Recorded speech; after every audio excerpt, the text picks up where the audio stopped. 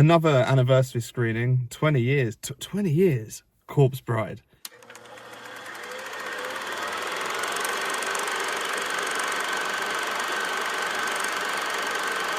So I actually saw this film 20 years ago at the same cinema in Milton Keynes cinema that I saw it tonight. I actually took my dad, and he was a little bit like, this is weird, what's this? What is this? Yeah. But I rushed to see it at 21, so I was 21 when I saw it. And to be honest, thinking about it, it's been on and I've caught bits, but 20 years ago was the one time I'd seen it all. So this really was the second proper time I'd sat through it all. And we were talking at Nightmare Before Christmas, which they aren't related, by the way. They are separate films. Yeah, but they are nothing to do. But I know they get compared because Tim Burton didn't direct Nightmare Before Christmas, but he did direct this. But obviously Tim Burton did write that. And the styles where he produced, they are very similar. Stop motion, gothic horror. So Corpse's Bride is... And Danny Elfman soundtrack. Yeah. Well, Danny Elfman produced this soundtrack. He didn't write the songs. But Corpse Bride is a kind of gothic horror fairy tale looking at marriage and relationship, really. And because it's stop motion, these are shorter features. It comes in at the hour and 17 mark, with the usual Tim Burton cast voicing, such as Johnny Depp, Helena Bonham Carter, Christopher Lee, Richard E. Grant is in there. Richard E. Grant. It has Paul Whitehouse. Yeah, Joanna Lumley does as well. a few voices. Joanna Lumley. It's quite the cast. Yeah. And there's a few other names. But obviously regulars of Tim Burton world. Yeah. And I was saying about Nightmare Before Christmas because Nightmare Before Christmas is a very classic film, hence here.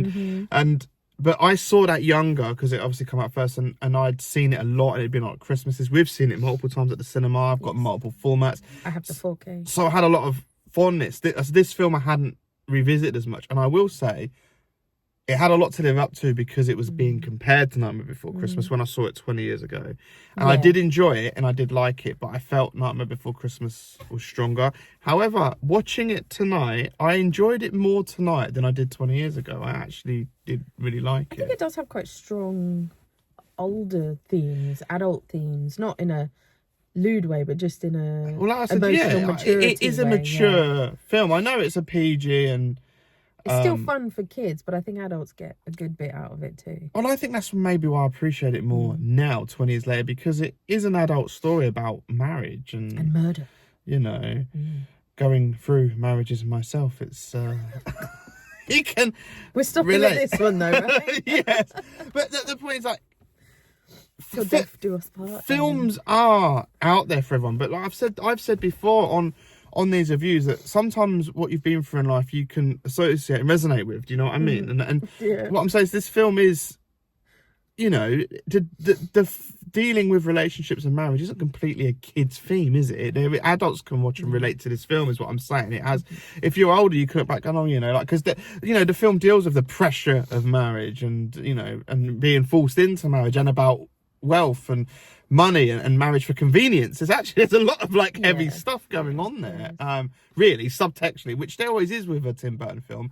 It certainly captures a Tim Burton style. You know, you're watching a Tim Burton film. Very grey and gloomy, and you know, even though it's stop motion, it still echoes Beetlejuice and like you know resembles the characters from Beetlejuice and the set design and everything does echo the original Beetlejuice, but also the second one, Beetlejuice, which I thought was a very good sequel that encapsulated that Tim Burton world. You know, even looking back at Corpse Bride, you can see the Sleepy Hollow, the Sweeney Todd. You can see all of these film, like you can see the strong Tim Burton, even Batman '89. So this way, we also need to go see Paranorman at the cinema because that's coming to the cinema for an anniversary film. But you obviously prefer Nightmare Before Christmas over. So between Corpse Bride and Nightmare Before Christmas, I will always be die-hard Nightmare Before Christmas because that is one of my all-time favourite films, like childhood films. And although I really like the Corpse Bride and I love the design and I love the story, it's just Nightmare Before Christmas just has something. It has that real spark, and I think it's because the Danny Elfman songs are much stronger in Nightmare Before Christmas, and I think Jack Skellington's story is really quite fun and rewarding when you're watching that. What I about think there's a lot more in Frankenweenie? it. Frankenweenie's okay, but I'm not actually a big fan. Really? Yeah, I prefer Paranorman. But Frankenweenie goes more with Corpse Bride than Nightmare Before Christmas does because of the dog and the whole like shared universe. I'm not a big fan of Frankenweenie. I'll watch it again and reevaluate. But Nightmare Before Christmas, number one, and then Corpse Bride and Paranorman for me are then equally Corpse good. Bride is visually stunning, and I love that style of animation. I actually prefer stop motion animation, Like Coraline as well. than CGI, and even drawn original animation. I like stop motion because it really adds character, and the craftsmanship in it is Extraordinary. amazing. It is like you can see the work, the painstaking Watching work's gone behind into the it. scenes of stop motion is like, it's painful to watch the painstaking care and creativity. Like when they did Cujo and the Two Strings, I don't know if you've seen that. Right. Cujo and the Two Strings was an epic animation stop motion, and behind the scenes you see some of the characters are enormous. They're huge. So yeah, I do appreciate the work that goes into stop motion, so long as it's not Wallace and Gromit, because I don't like those. but with Corpse Bride and with Nightmare, the attention to detail is amazing. Yes.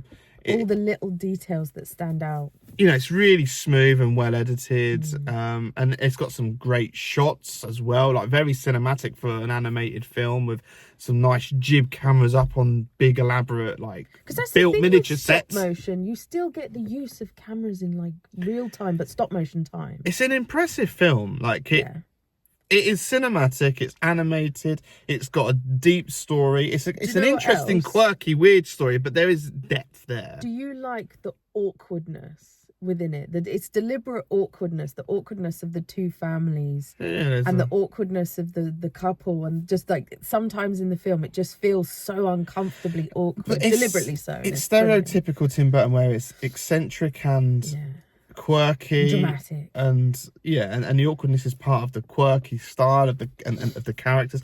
To be honest, Johnny Depp plays a similar character in Tim Burton's Sleepy Hollow as he does in Corpse Bride. Hollow, his character. Yeah. It's like, you know, it's this whole universe that Tim Burton creates. Really, it is good. It is worth a watch. It was a treat seeing it at the cinema again, as always seen, because it is good on the big screen. Good on the big screen, like, you know, and the sound was really good. It was very loud. Seeing that craftsmanship on the big screen is a great way to see it, and it just shows you how well it holds up.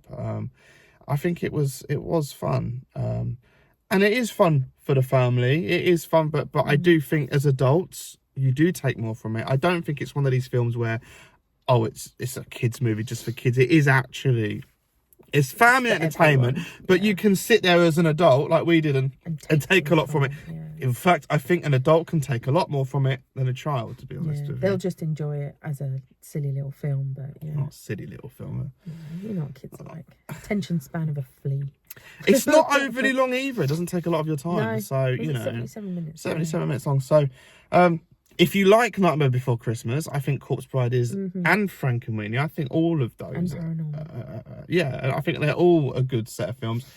I think Corpse Bride stands out, and I'd have to think about this, because I almost think Corpse Bride really rivals Nightmare Before Christmas to me now. I actually have got a new appreciation and fondness of it from a second watch at the cinema tonight. I must say that it is one of these occasions I've enjoyed it more as I've got older and revisited it. So sometimes I panic because you revisit a film you've not seen for years and you see the flaws and you're like, I remember it being a masterpiece, and I can think of a few. It happened earlier with us with the original Nightmare on Elm Street, which I grew up thinking was a masterpiece. I've always seen that as a comedy, though. and I for the first time ever, I'd seen it a lot of times, I went to this 4K special screening at the cinema and I was like, oh. But whereas Corpse Bride has been a little bit opposite. I'm actually like, it's better than I remember it. I knew I liked it, but I wouldn't say I wasn't overexcited. I was just like, oh, it's like, you know, take it or leave it sort of thing. But actually, no, I was a lot more drawn in than I expected.